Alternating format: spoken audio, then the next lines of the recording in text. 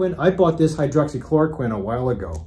I read a study and I thought, oh, that's interesting, out of either Italy or China. I said, I'm going to pick it up.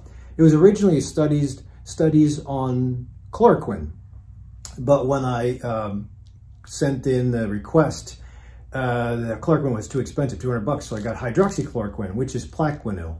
And I just got it just in case, because it looked like it was a really good method to get zinc in. That's what hydroxychloroquine, that's what these two are. Quercetin and hydroxychloroquine are zinc ionophores. So they take zinc into the cell so that zinc can do its magic.